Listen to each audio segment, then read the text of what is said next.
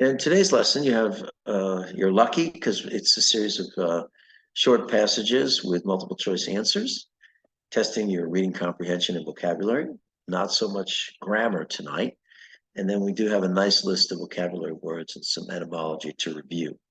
So let's begin. The spacecraft OSIRIS-REx briefly made contact with the asteroid 101955 Bennu in 2020. NASA scientist Daniela Della Justina reports that despite facing the unexpected obstacle of a surface mostly covered in boulders, OSIRIS-REx successfully blanked a sample of the surface, gathering pieces of it to bring back to Earth. Which choice completes the text with the most logical and precise word or phrase? Is it attached, collected, followed, or replaced? Anybody have an answer? William, Jake? Okay, well, the answer is B, For collected. number, oh, Yeah, one never number mind. 11. The answer is Okay. collected. So despite the obstacles of a surface mostly covered in boulders, OSIRIS-REx successfully collected a sample of the surface, gathering pieces of it to bring back to Earth. So when you're gathering something, you're collecting it. Okay, so that's the correct choice, B for number one. For number two, research conducted by planetary scientist Katerina Milkovic suggests that the moon's surface may not accurately blank early impact events. When the moon was still forming, its surface was softer, and asteroid or meteoroid impacts would have left less of an impression. Thus, evidence of early impacts may no longer be present. Which choice completes the text with the most logical and precise word or phrase? So let's go back and read the first sentence. Research conducted by planetary scientist Katerina Milkovic suggests that the moon's surface may not accurately blank early impact events. So we can use A, reflect, B, receive, C, evaluate, or D, mimic. Which one do you think is correct here? Anyone? Okay, the answer is A, reflect.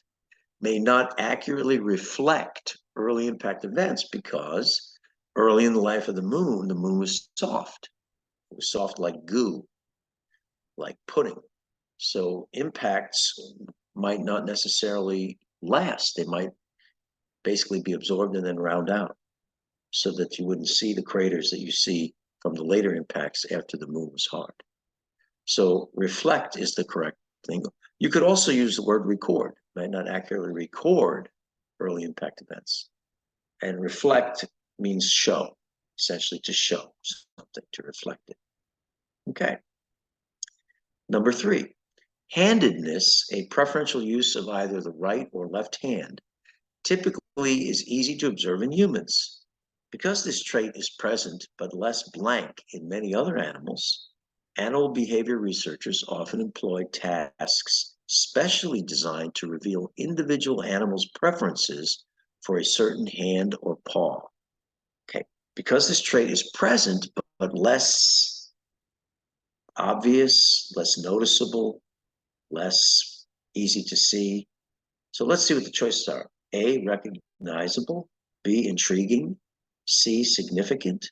D, useful. What do you think is the right answer here? Anybody? Okay, A is right. It's present but less recognizable in many other animals. It's easy in humans to see if they're right-handed or left-handed.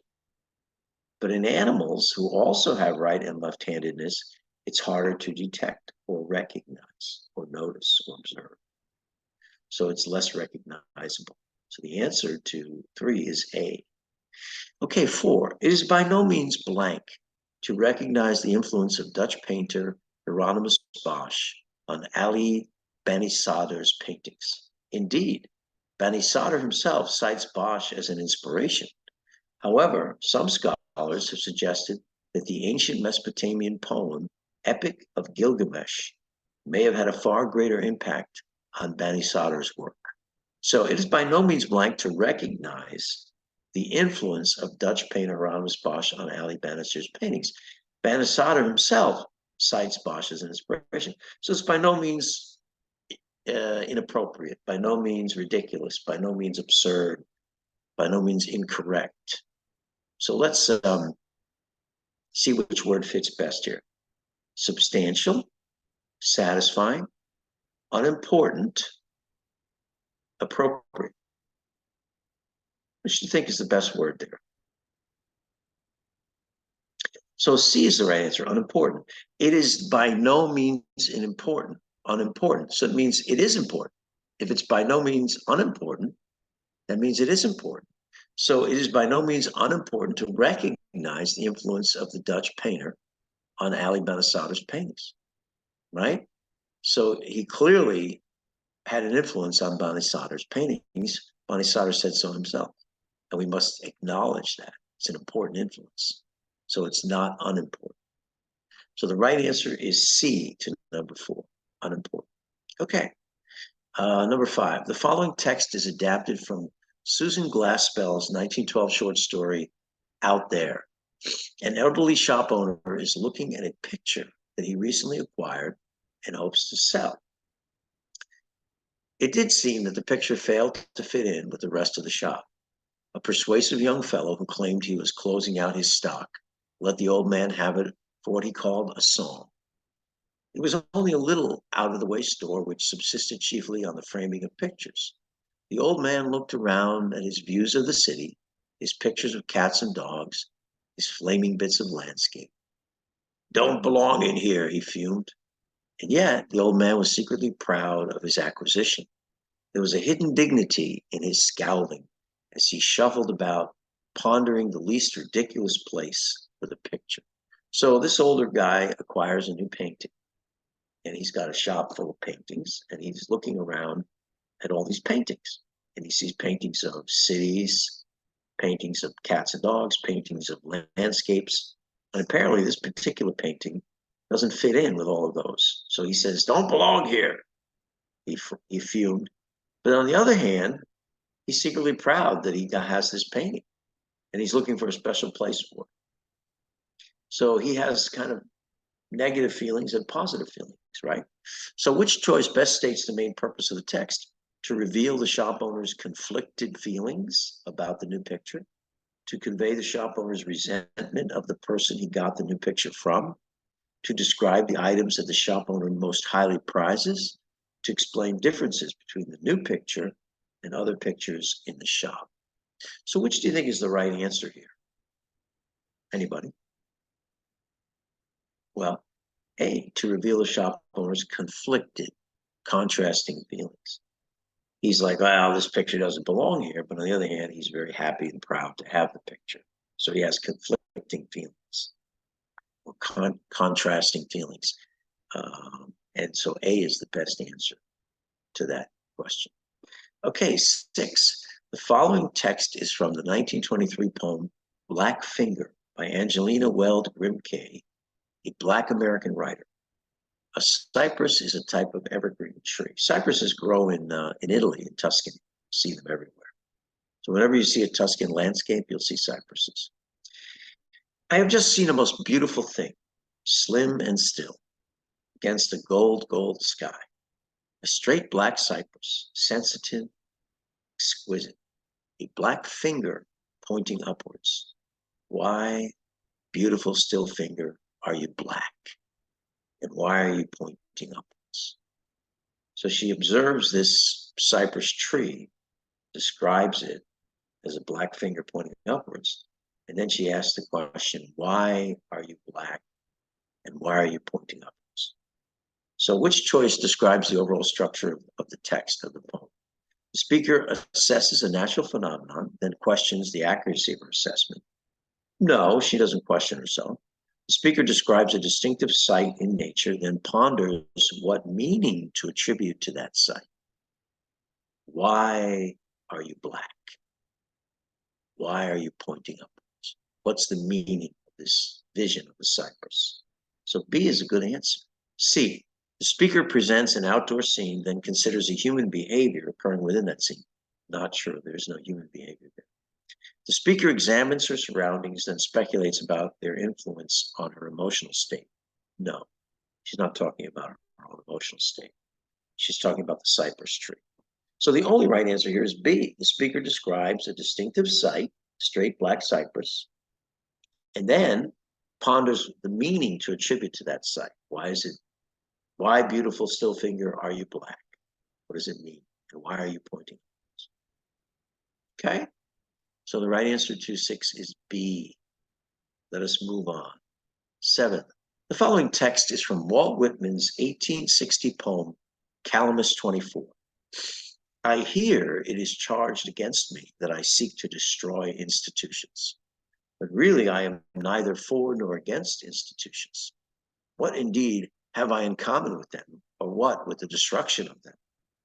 Only I will establish in the Manhattan and in every city of these states, inland and seaboard, and in the fields and woods and above every keel of a ship, little or large, that dents the water without edifices or rules or trustees or any argument, the institution of the dear love of comrades. So he's saying, I don't want to destroy institutions. I couldn't care less. I have nothing in common with them, nothing against them. But there is one thing that I will establish, and that is the institution of the dear love of comrades, brotherly love for your fellow citizen throughout the land, throughout the whole country. Which choice best describes the overall structure of the text? The speaker questions an increasingly prevalent attitude, then summarizes his worldview. The speaker regrets his isolation from others and predicts a profound change in society. The speaker concedes his personal shortcomings, then boasts of his many achievements. The speaker addresses a criticism leveled against him, then announces a grand ambition of his. Which one do you think is correct here? Anybody? Okay, it's D. He addresses a criticism. I hear it is charged against me that I seek to destroy institutions. So there he is addressing the criticism. Then he announces a grand ambition. I'm going to establish the love of comrades, brotherly love throughout the land. So the right answer to 7 is D. Okay. The mimosa tree evolved in East Asia, where the beetle Bruchidus tyrannus preys on its seeds. In 1785, mimosa trees were introduced to North America, far from any B. tyrannus, far from the beetle. But evolutionary links between predators and their prey can persist across centuries and continents. So what he's saying is, we move the tree to North America, and there's a good chance that the beetle will follow. Around 2001, B. tyrannus was introduced in southeastern North America, near where botanist Xu-Mei Chang and colleagues had been monitoring mimosa trees. Within a year, 93% of the trees had been attacked by the beetles. So there's proof positive, or a very good example of the underlying statement, which is a generalization, but evolutionary links between predators and their prey can persist across centuries and continents. So let's see which choice best describes the function of the third sentence, which is the underlined sentence. It states the hypothesis that Chang and colleagues had set out to investigate. No, that's not a hypothesis of Chang's. That's not what it says.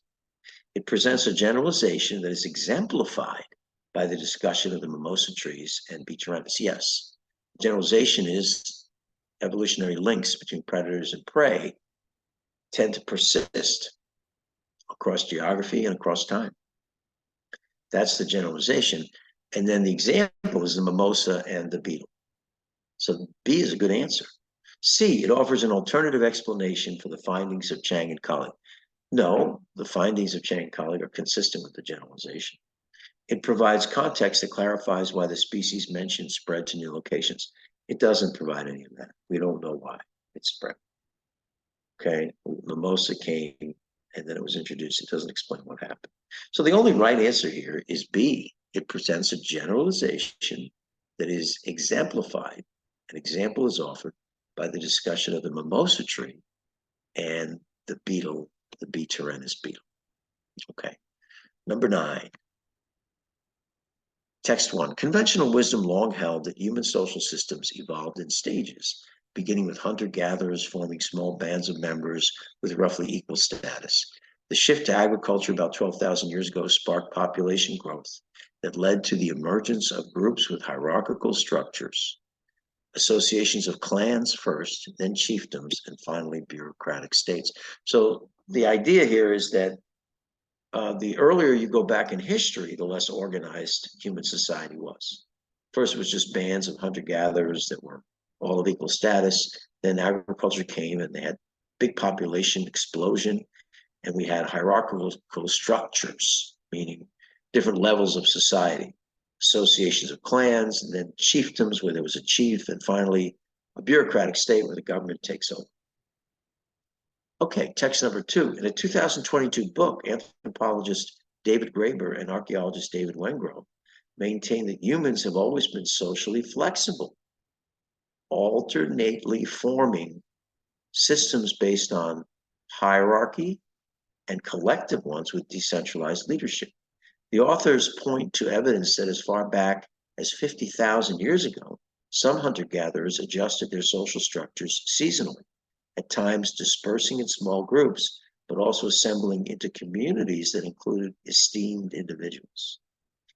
Based on the texts, how would Graeber and Wengrow most likely respond to the conventional wisdom presented in text 1? So text 1 says that human societies became more complex over time, and that the most recent societies are the most organized and complex.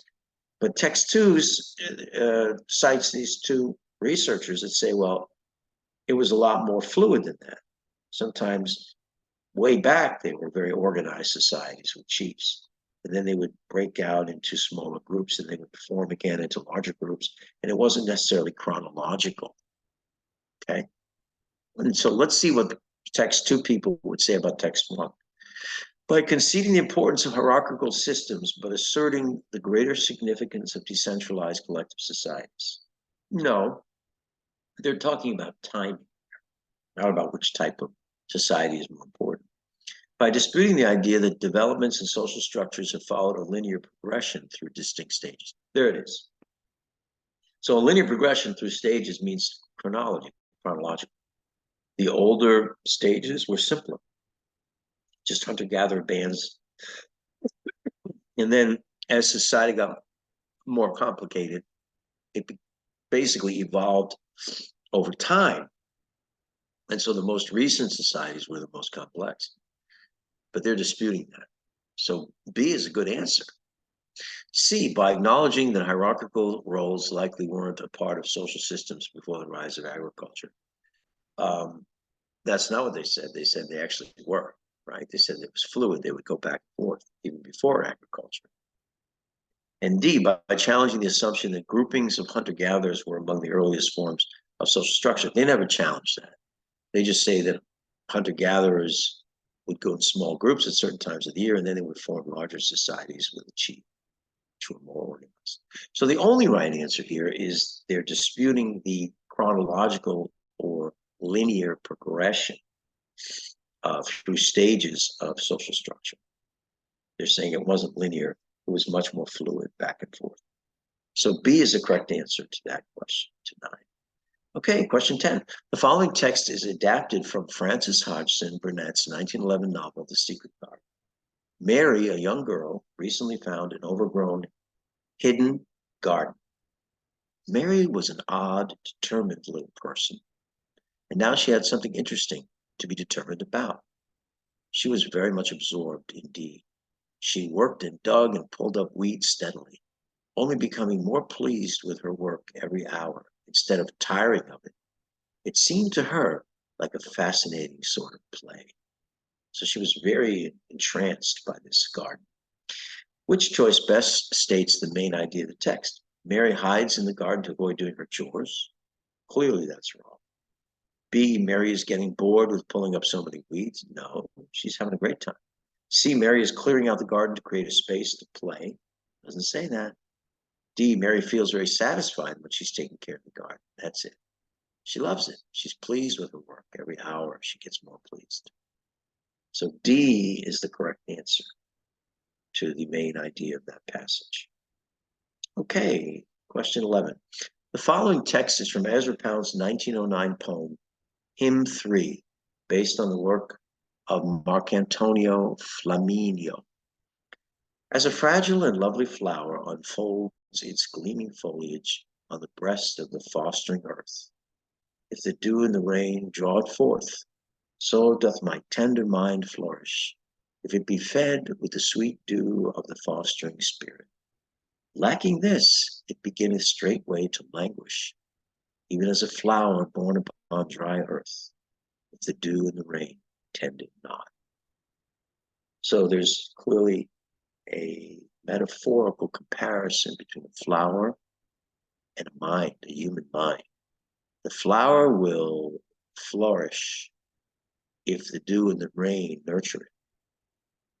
The human mind will flourish if it's fed with good things, nourishing things.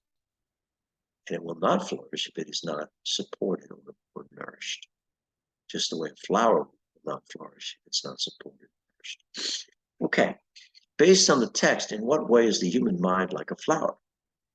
A, it becomes increasingly vigorous with the passage of time. Doesn't say that. B, it draws strength from changes in the weather. Doesn't say that. C, it requires proper nourishment in order to thrive. Yes. D, it perseveres despite challenging circumstances. Doesn't say that. The only thing it does say is C, requires proper nourishment in order to thrive. That's how the human mind is like a flower. So C is the correct answer to it. The following text is adapted from Jack London's 1903 novel, The Call of the Wild. Buck is a sled dog living with John Thornton in Yukon, Canada, which is way up north, very cold weather. Thornton alone held Buck. The rest of mankind was as nothing. Chance travelers might praise or pet him, but he was cold under it all, and from a too demonstrative man, he would get up and walk away. When Thornton's partners, Hans and Pete, arrived on the long-expected raft, Buck refused to notice them till he learned they were close to Thornton. After that, he tolerated them in a passive sort of way, accepting favors from them as though he favored them by accepting. So here's a dog, Buck, that is totally focused on his master, Thornton. He couldn't care less about the rest of society. That's really what it comes down to. And a lot of dogs are like that. They focus on their owner, their caretaker, and they're totally loyal to that person. And the rest of the world doesn't mean as much. Which choice best states the main idea of the text? Buck has become less social since he began living with Thornton. Doesn't say that. Buck mistrusts humans and does his best to avoid them. Well, he certainly doesn't mistrust Thornton. Buck has been especially well liked by most of Thornton's friends. Doesn't say that. Buck holds Thornton in higher regard than any other person. Yes, he is completely loyal to Thornton and focused on Thornton. So D is the correct answer to 12. Okay, 13. We see a graph here. U.S. states with the greatest number of organic farms in 2016. It's a simple bar graph. The vertical axis says number of organic farms, and on the horizontal axis, we see different states for comparison. California has the most, and Washington State has the least. And you can see the number system there on the left side of the graph. Okay, organic farming is a method of growing food that tries to reduce environmental harm by using natural forms of pest control and avoiding fertilizers made with synthetic materials. Organic farms are still a small fraction of the total farms in the United States, but they've been becoming more popular. According to the U.S. Department of Agriculture, in 2016, California had between 2,600 and 2,800 organic farms. And, okay, which choice most effectively uses data from the graph to complete the text? So we're going to look for a statement here that is proven true by the graph. So A, Washington had between 600 and 800 organic farms. Washington, here's 600, here's 800, and there it is. So that's correct. So A is correct. New York had fewer than 800 organic farms. New York had over 1,000, so that's incorrect. B is incorrect. C, Wisconsin and Iowa each had between 1,200 and 1,400. Wisconsin did, okay, but Iowa did not have between 12 and 1,400. So C is false. D, Pennsylvania had more than 1,200 organic farms. Pennsylvania had about 800. So that's false. So the only true answer is A. And so A is supported by the graph, and A is the correct answer. Okay, we move on to 14. Biologist Valentina Gomez Bahamon and her team have investigated two subspecies of the fork-tailed flycatcher bird that live in the same region in Colombia. But one subspecies migrates south for part of the year, and the other doesn't. The researchers found that due to slight differences in feather shape, the feathers of migratory fork-tailed flycatcher males make a sound during flight that is higher pitched than that made by the feathers of non-migratory males. The researchers hypothesized that fork-tailed flycatcher females are attracted to the specific sound made by the males of their own subspecies, and that over time, the female's preference will drive further genetic and anatomical divergence between the subspecies. So these two birds are not quite separate species. They're subs of the same species, but one subspecies is non-migratory and one is migratory. The migratory one has males that have a high-pitched sound they make when they fly. They're saying that if the females of the migratory group are attracted to that high-pitched sound, that over time, there'll be an evolutionary divergence, and these two subspecies might become separate species that can only mate with the same species, either migratory or non-migratory. And that's divergence, right? Where one species becomes two species, evolutionary divergence. So which finding, if true, would most directly support Gomez Bahamon and her team's hypothesis? The feathers located on the wings of the migratory fork-tailed flycatchers have a narrower shape than those of the non-migratory birds, which allows them to fly long distances. It doesn't say that. B, over several generations, the sound made by the feathers of migratory male fork-tailed flycatchers grows progressively higher pitched relative to that made by the feathers of non-migratory males. That's a good answer. So basically, the migratory males then become more different, more distinct from the non-migratory males because their wing pitch is actually becomes further and further away from the wing pitch of the non-migratory males. That characteristic is an indication of one aspect of evolutionary divergence. So B is a good answer. C, fork-tailed flycatchers communicate different messages to each other depending on whether their feathers create a high-pitched or low-pitched sound. It doesn't say that. Okay. D, the breeding habits of the migratory and non-migratory fork-tailed flycatchers remained generally the same over several generations. That would not support divergence. If their habits remain the same, then they tend to remain the same.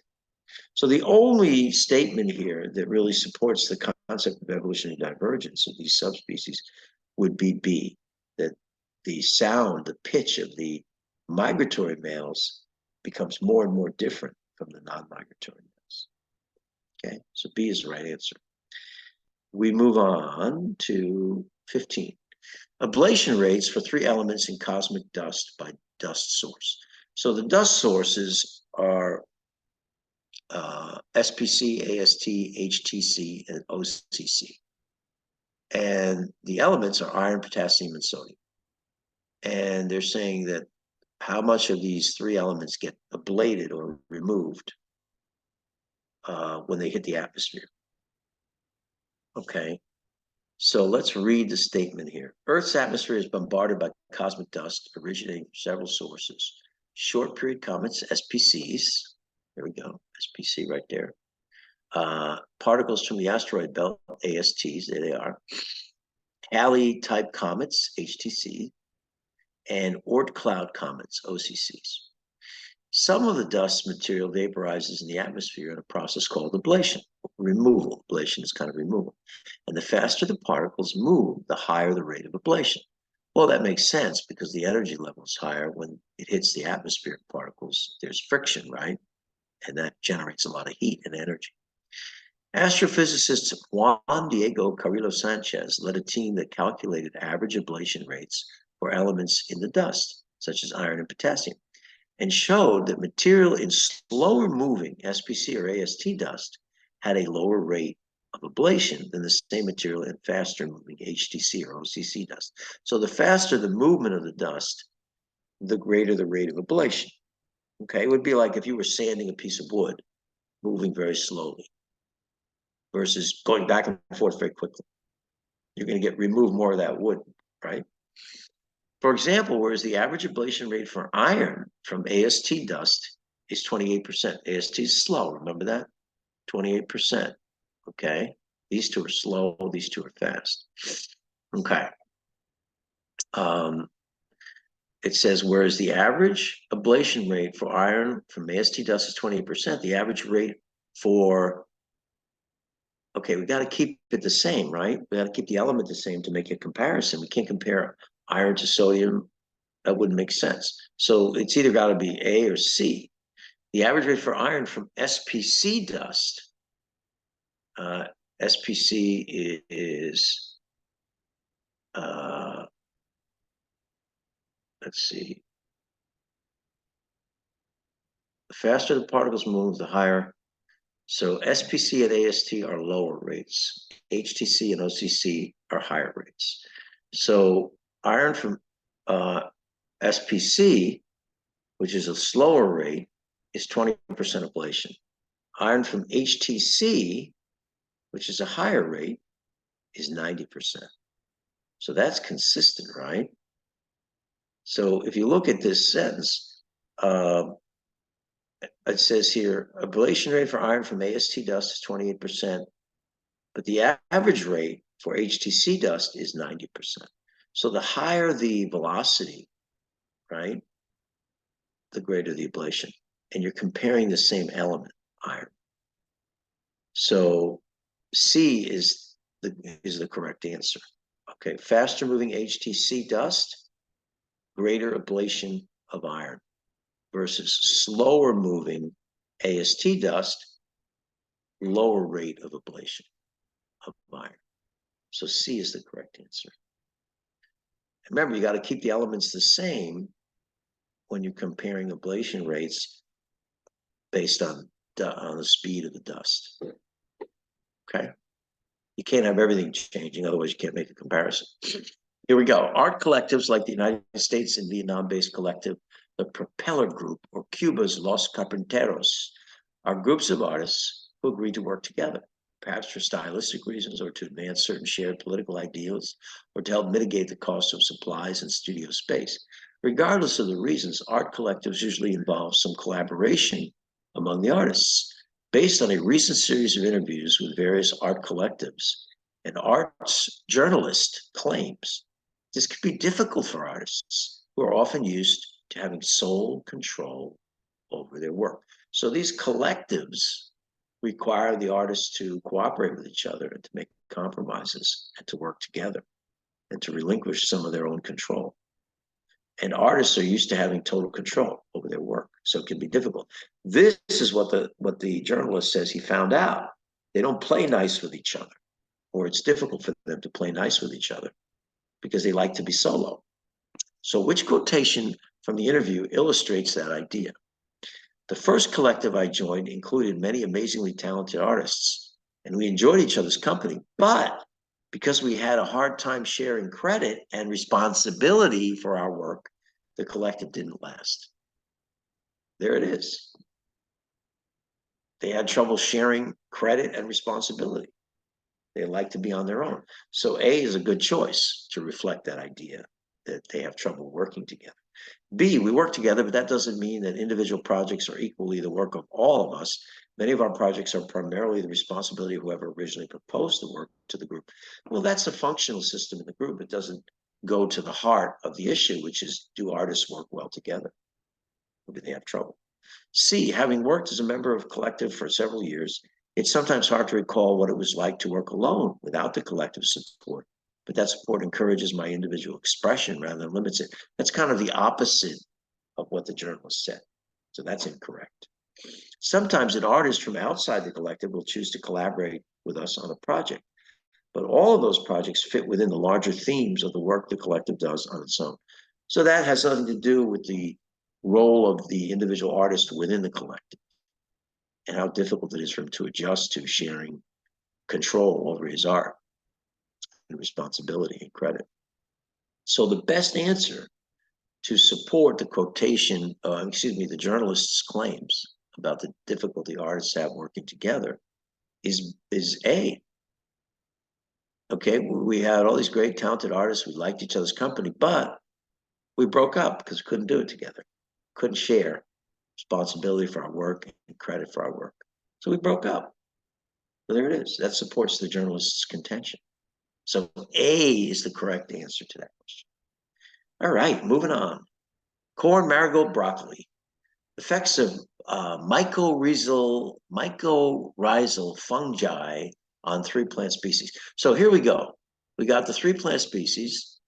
These 2 have like a symbiotic relationship with the mycorrhizal fungi. They act as hosts and they get nurturing, so they're hosts. This one, broccoli, does not have anything to do with the mycorrhizal fungi, so it doesn't act as a host. Okay, the average mass of plants grown in soil containing the fungi. Well, if corn and marigold have a symbiotic relationship, they're big, right?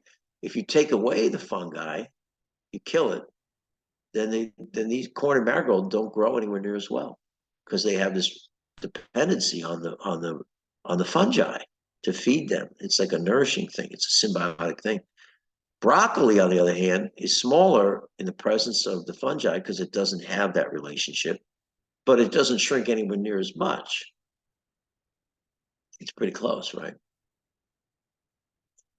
However, it is interesting to note that it's still larger when there's fungi there, even though there's supposedly no relationship.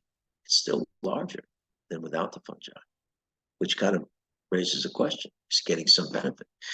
Mycorrhizal fungi in soil benefits many plants, substantially increasing the mass of some. A student conducted an experiment to illustrate this effect. The student chose 3 plant species for the experiment, including 2 that are mycorrhizal hosts, species known to benefit from mycorrhizal fungi, and 1 non-mycorrhizal species, a species that doesn't benefit and may even be harmed by mycorrhizal fungi. That would be broccoli. The student then grew several plants from each species, both in soil containing mycorrhizal fungi and in soil that had been treated to kill mycorrhizal and other fungi. After several weeks, the student measured the plant's average mass and was surprised to discover that which choice most effectively uses the data from the table to complete the statement. Surprised to discover what? Broccoli grown in soil containing mycorrhizal fungi had a slightly higher average mass than broccoli grown in soil that had been treated to kill fungi. So, yeah, it is a little surprising, right? Supposedly there should be no relationship between the presence or absence of fungi and the growth of broccoli, because there is no symbiotic relationship, but there was a difference. So that is somewhat surprising. B, corn grown in the soil containing mycorrhizal fungi had a higher average mass than broccoli grown in soil containing mycorrhizal. Well, that's not surprising.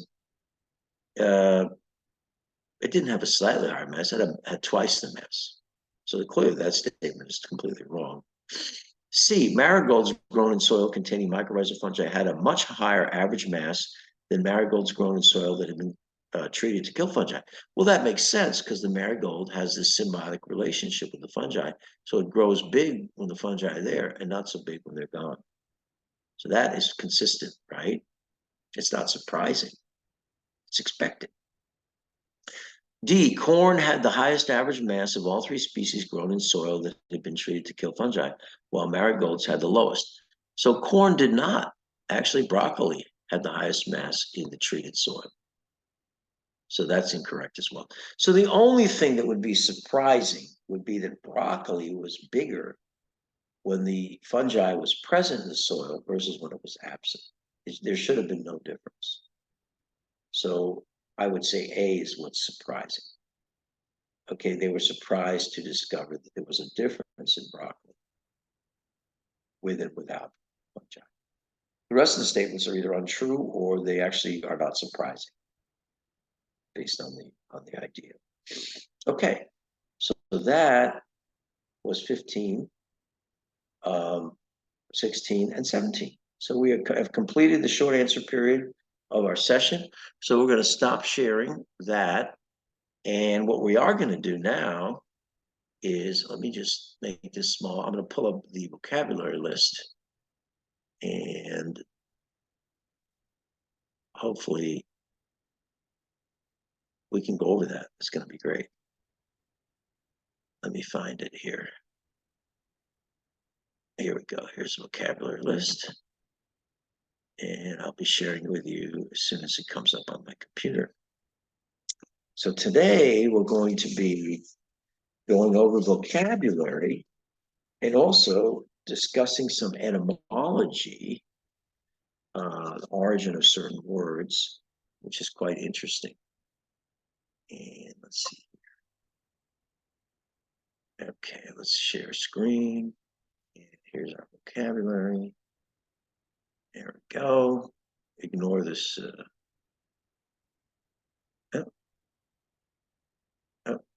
I screwed up. Let's see if I can get it back. All right, I'm gonna go back in here. Open it again. Okay. There it is. And I'll share this, do a screen sharing here. Oh my God.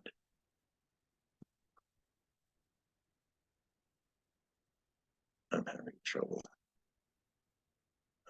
You guys can't see that, right? Can you guys see that? No, we don't see anything. Yeah, well, I'm gonna get this to come up. Just give me a second. I promise you. Okay, there we go. We're opening it again.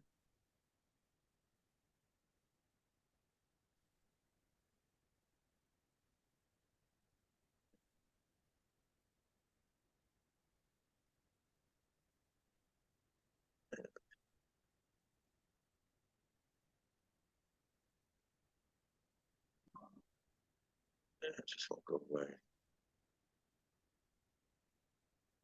Okay, well, I'm just gonna have to do you guys have a list of the words in front of you? I hope you do. Do you have a list in front of you? You should. Not right now. Okay.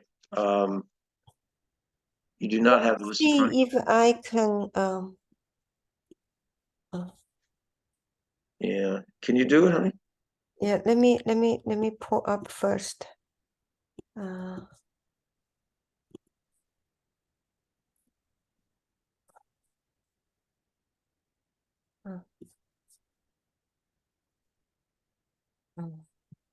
Oh, there it is. Okay. So you guys can see that right on the left-hand side? Yes. Okay, here we go. So the first word on our list is Mesopotamian. Who knows what Mesopotamian means? Anybody? Okay. Is it, Mesopotamian. Go ahead, honey. Say it. Give me an is it answer. a person who lives in Mesopotamia? Yes, it means it comes from, if it's Mesopotamian, it comes from a region called Mesopotamia. Tell me what that region is and the two rivers that are basically make up that area, that region, the river systems. What are the names of the two river systems in Mesopotamia?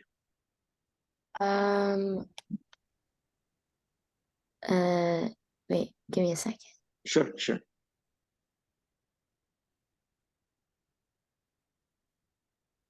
Can you remember? Well, those rivers are basically river systems. Go ahead, Is honey. one of them called like Tigris River? Yeah, the Tigris and the Euphrates, those two rivers. And they essentially compose the Fertile Crescent. They called it the Fertile Crescent because it was one of the first places where widespread agriculture was used by humans. And it was very fertile because of the silt deposits of the rivers. Now, can anyone tell me what modern day country Mesopotamia is currently in? Do you know what? Iraq? Iraq is correct. Excellent. So in Iraq, you have the Tigris and Euphrates River, and that was the Fertile Crescent, also known as Mesopotamia. Okay. Subsist. What does it mean to subsist? Anybody? So does anyone know what subsistence farming is? Subsistence farming is only to grow basically enough food to feed yourself or your family. So you're not farming to feed other people. You're just farming so that you can survive yourself. You're supporting yourself at a minimal level. That's what it means to subsist. Now, I could say something like the very slender young man subsisted on a diet of rice and cabbage. He just kind of got by. He barely kind of got by. He subsisted. So you're not really prospering. You're just maintaining yourself at a minimal level. Good. Scowl. What does it mean? What is a scowl? It means to frown in an angry or bad-tempered way. Yeah, you got a bad tempered expression. You're like frowning, you're glaring. You know what I mean? You're angry, you're scowling. So you can use it as a verb. He was scowling at me, or you could use it as a noun. He had a scowl on his face. Okay, but it's not a happy expression. It's the opposite of that. Okay, what's a keel? Keel, a keel. Anyone know what a keel is? So on a boat, what part of the boat, what part of the ship is the keel? Okay, it's the center line of the boat at the lowest point of the hull. So if a boat is in the water and you go underneath the boat, the lowest point, which is the center line that goes longitudinally down the hull of the boat, is known as the keel. Now, the keel can be made very, very heavy. And the reason they make it heavy is so the boat will not flip over. So a lot of times a keel is heavier to maintain stability of the boat so it doesn't turn or flip over. Okay, that's the keel, the center, lowest part of the hull of the ship. Okay, what's an edifice? Edifice, okay, an edifice is a large building or structure, and it's supposed to be a little bit imposing, a little bit intimidating. Look at that huge edifice, like the Empire State Building, okay? Or, the World Trade Center. Now, it also can mean a complex belief of systems. Like, for example, the edifice of, let's say, Epicurean philosophy is to seek pleasure in moderation. So it can be used to represent a complex system of beliefs as well. But in general, when people say edifice, they mean a huge structure or a huge building. Okay. Gleaming. What does it mean when something is gleaming? What kinds of things gleam? Old dirty shoes, do they gleam? How about shiny new cars? Do they gleam? Yes. Yeah, exactly. So something that is smooth and it reflects light, it's polished, and the light like bounces off of it and creates this kind of almost like a glare, a bright glare. That's something that's gleaming. And usually when something's gleaming, it means it's clean. Like, the faucets were gleaming. They were really clean. Okay. What about languish? What does it mean to languish? Okay. As his disease progressed, he appeared to be languishing, losing vitality, growing weaker and weaker, becoming more feeble, languishing. After he contracted tuberculosis, he began to languish.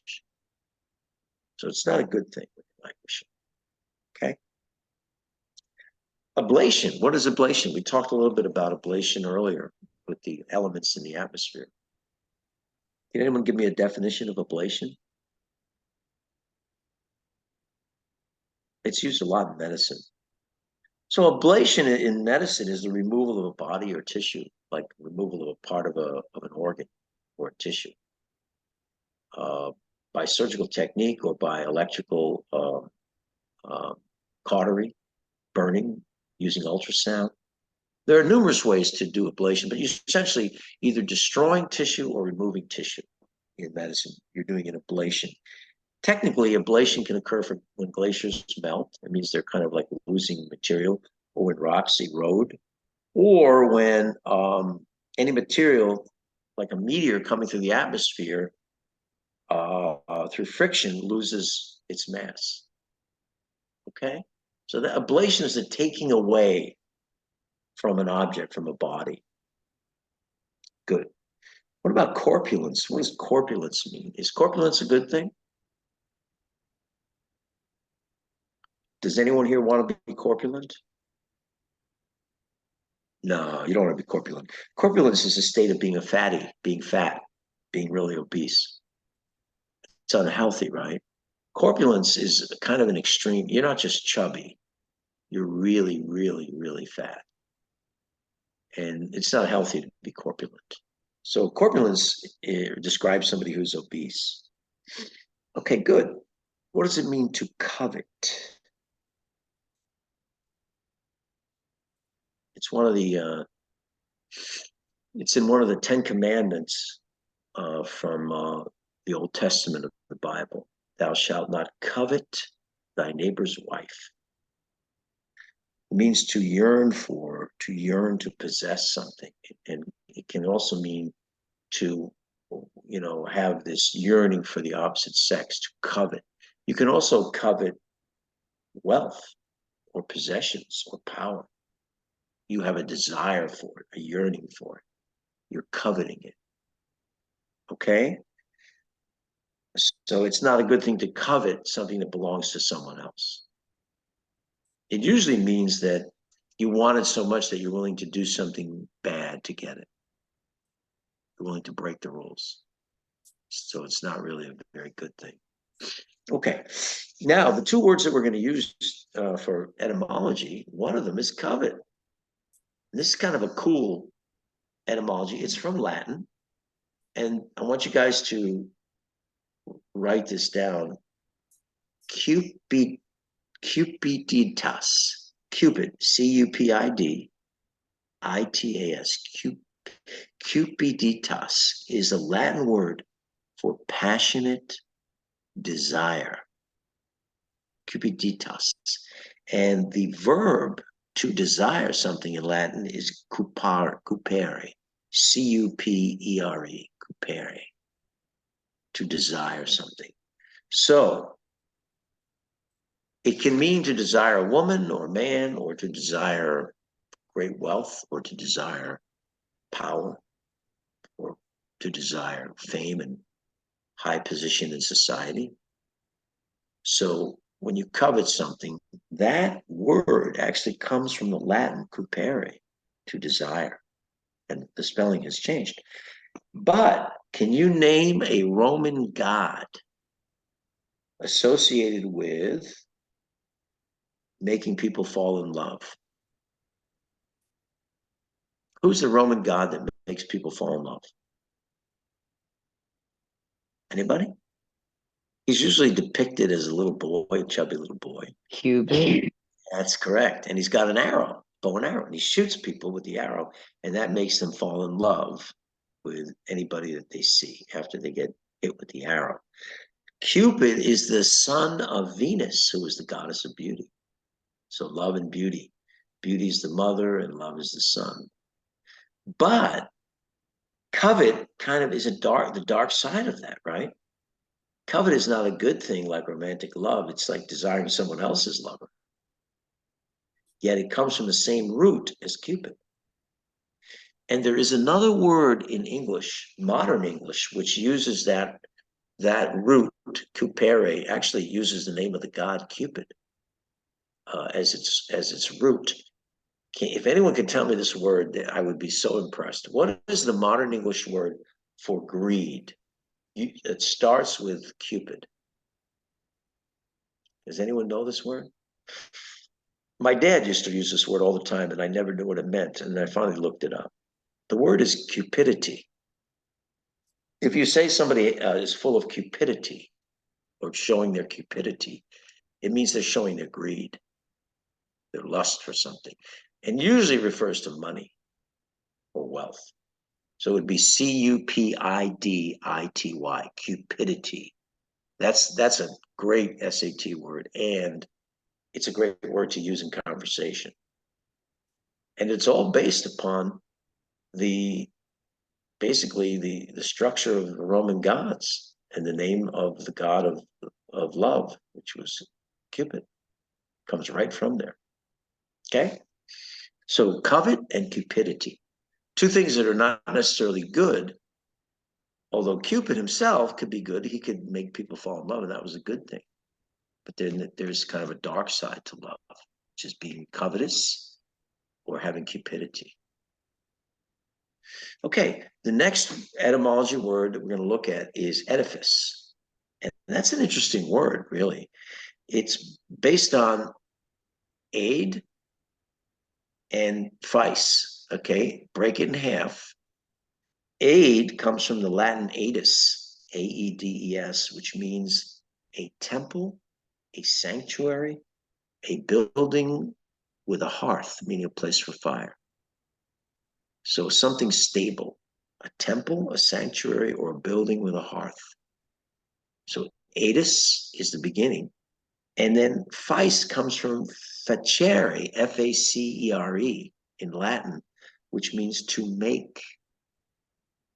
So if you look at edifice, it's basically the making of a sanctuary, the making of a temple, the making of a building, directly from the Latin aedus and facere.